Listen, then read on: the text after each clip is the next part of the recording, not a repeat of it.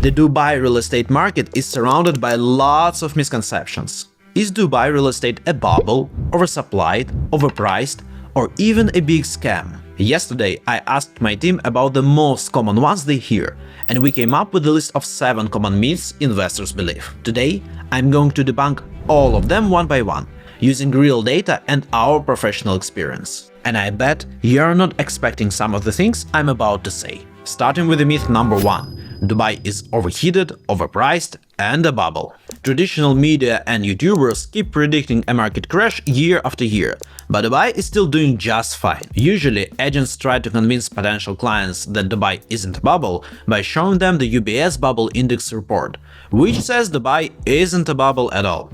But as a former management consultant, I don't trust indexes. Most of them are bullshit, especially when the methodology isn't transparent. So let's look at this from a supply versus demand perspective. Here's the graph showing Dubai's population by year. Since the COVID slowdown, growth has accelerated. The population increased by around 100,000 people in 2023 and 160,000 in 2024. Assuming an average household has 2.5 to 3 people, 160,000 new residents create demand for about 53 to 64,000 residential units. By 2030, the Dubai government targets a population of 4.8 million. That means roughly 130,000 new residents every year if the increase is steady, and that will create demand for 43 to 52,000 new units annually.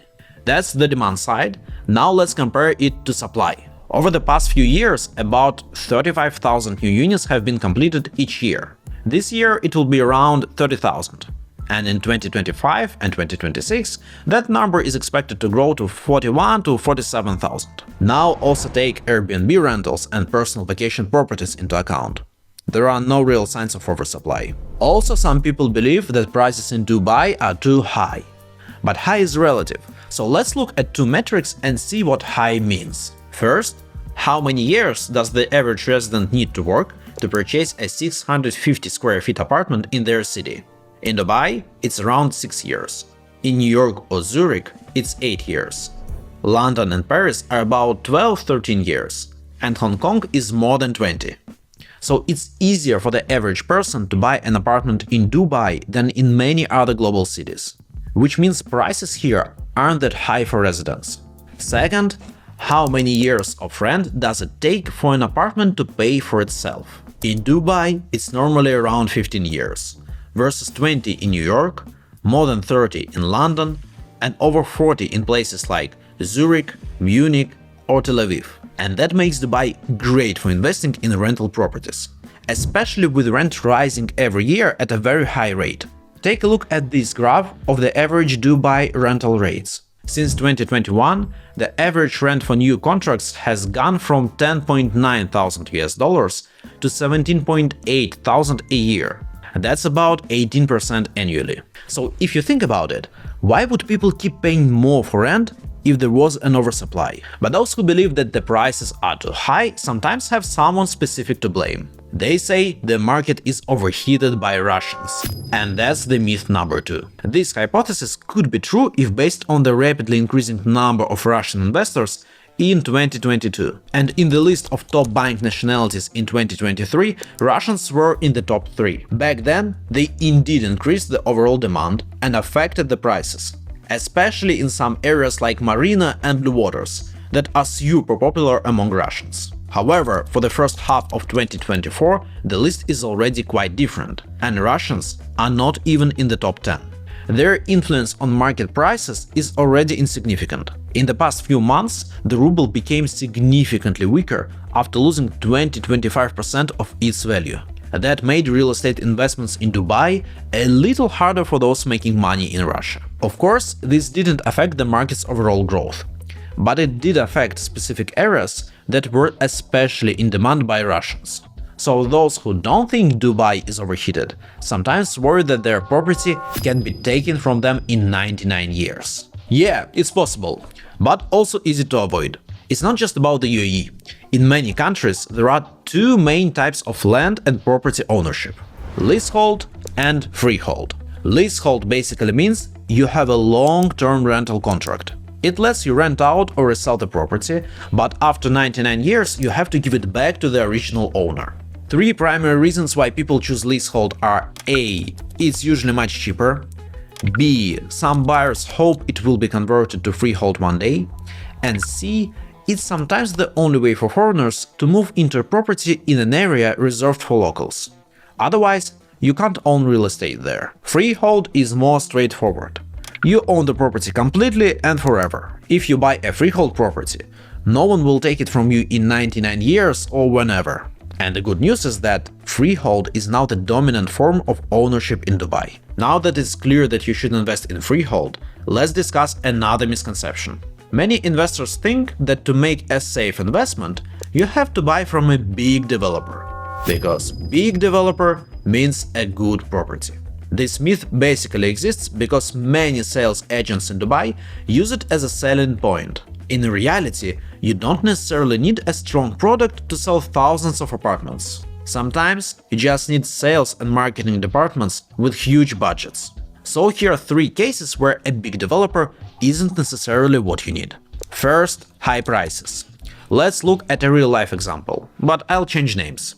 Developer 1 is big and well-known, with thousands of units delivered in Dubai and all with solid quality. They have a huge online presence, buy many ads, and are heavily promoted by agents on social media. They announced several buildings in a certain area about 6 years ago. One of them was priced at 1.6 thousand dirhams per square foot, which is $436 US. Around the same time, a smaller but still great developer announced a building nearby, a very similar project, but priced at 1.3 thousand dirhams per square foot or around $350. That's a $90 difference.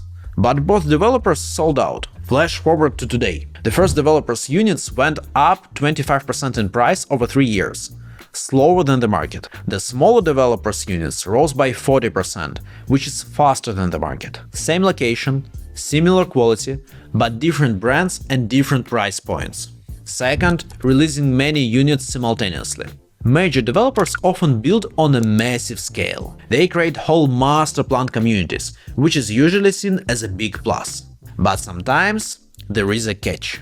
One well-known developer recently built a community of 70 buildings, each with around 230 units, so about 16,000 units in total. So far, 50 buildings with 11.5 thousand units have been delivered. 11.5 very similar apartments. And almost all at once. This flooded the market, leaving investors with no price leverage. As a result, prices stayed at the same level as 4 years ago, back when the developer first sold the project. Definitely not where you wanna be 4 years after investing. Third, reliability and quality issues. Even a good developer can face delays, but some do so more frequently. For example, another well-marketed developer was building a community. They had beautiful renderings that set high expectations, but then there was a 3-year delay. When they finally delivered, even a basic inspection revealed cracks in walls, peeling paint and leaks. This developer is priced on the lower end, and if you visited any of their completed buildings, you'd notice the quality is far from ideal. But if you are overseas and only see the glossy brochure, you'd never know. And this brings us to the myth number 5. You can easily make money on flipping, even if you don't have the full amount. It's not just a myth, it's a trap. Dubai's rapid growth made many people think they could grab quick profits. Of course, some sneaky agents use it, promising you can make gazillions by flipping property fast. I recently stumbled upon one of such agents on YouTube Shorts. Here's what he said: you can make 100% annual return using a developer's flexible payment plan. If you're buying a 2 million dirham apartment, you pay 500,000, and then the property value goes up to 2.2 million. You sell it during construction, making 200,000 on top of your 500,000. That's about a 40% ROI. But if you do it in half a year, that's effectively a 100% annual return. Then you can reinvest and do it again. In 99% of cases, it doesn't work like that. First, if the project isn't sold out, buyers can go straight to the developer. Why would they pay extra to buy from you? Second, successful developers don't underprice. They typically price their units at or above comparable secondary market rates. adding a 10% markup right away won't make your property attractive. Third, when completion is still years away, it's tough to find a buyer. Plus, if you want to sell before the next payment is due, you're short on time, and buyers will use that to negotiate the price down. Fourth, I think he meant to include it in the initial 500,000, but there is a 4% DLD fee. You pay it when you purchase the property, so it reduces your profit. Most quick flippers end up selling at a discount, so whenever clients ask us for these deals, we warn them, if you don't have access to the money to follow the payment plan, we won't do the deal. We want our clients to be successful, not lose money. So if you want to work with the professionals who aren't afraid to tell you the uncomfortable truth, reach out to us. We handle real estate investments in Dubai end-to-end, picking the right property, securing the deal, and making money from it. All based on years of experience and real data. And all absolutely free. Call or WhatsApp us anytime. We're working 7 days a week. And one of those uncomfortable truths is that you don't have as much time as you think. The myth number 6 is that you can wait and buy after the launch. It makes perfect sense not to rush and to think everything through for such a high-ticket purchase. But when the time comes, you have to act fast. Let me explain. Let's say the project is in the pre-launch and the developer is collecting expressions of interest. At this stage, you might not know the exact prices, unit mix, amenities, and sometimes you haven't even seen a single picture of the project. But the longer you wait to submit, the worse your position in the queue becomes. And position is critical if you want a hot project. During allocation, bulk buyers go first. They buy entire floors and a huge percentage of the units. Only after that do regular buyers get a shot. If you weren't early enough, you'll either end up with unattractive leftovers or nothing at all. An expression of interest usually isn't a big percentage of the property price. It's fully refundable, so you might want to place it even if you're not 100% sure you'll buy this property.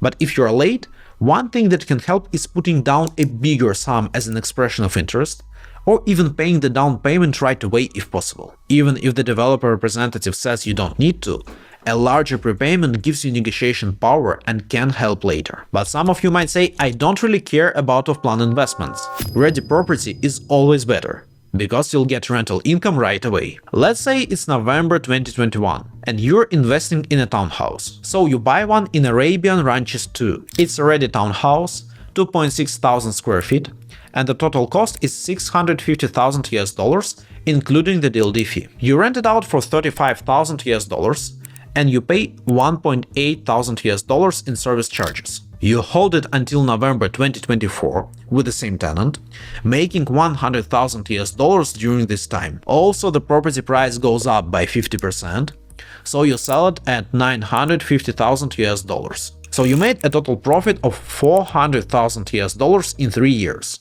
$300,000 from resale and $100,000 from rent. At the same time, back in September 2021, you bought another townhouse in Arabian Ranches 3. That was a new community, so you bought the unit directly from the developer at the off-plan stage. The size is about the same, 2.7 thousand square feet, and the price is also $650,000 including DLD. It stayed under construction until 2024, so you didn't make any rental income, but you sold it as soon as you got a good offer of $1,150,000. That made you $500,000 from the resale alone, while the ready property in Arabian Ranches 2 got you just $400,000 of total profits with rent included. All these numbers are very real, though a bit rounded for easier comparison. It shows the economic sense of buying off-plan, but there are also some additional factors to consider. First, buying off-plan is faster and easier compared to secondary. You can close a deal in a matter of hours, while buying on the secondary market takes weeks or even months. You have to view properties, negotiate the price, and do the paperwork. Also, owners sometimes change their mind at the last minute. And if you plan to buy with a mortgage, you'll need to get a pre-approval first. Second, speaking about mortgage, it's harder for non-residents to get one, and the rates are worse than what residents get. But with off-plan you can get a flexible payment plan, obtain residency right away, and pay 50 to 70% over several years during construction. Then, at handover, if you bought a property priced at $550,000 or more, qualified for a golden visa, and obtained one soon after purchase, you can mortgage the remaining payments, because now you are a resident. But if you plan to move in there as soon as possible, off-plan will not work. It typically takes 2 to 3 years to build, though some developers like Pengati can do it in a year. So in most cases, off-plan is more attractive for overseas investors. And we frequently review the most interesting projects on this channel. Take a look.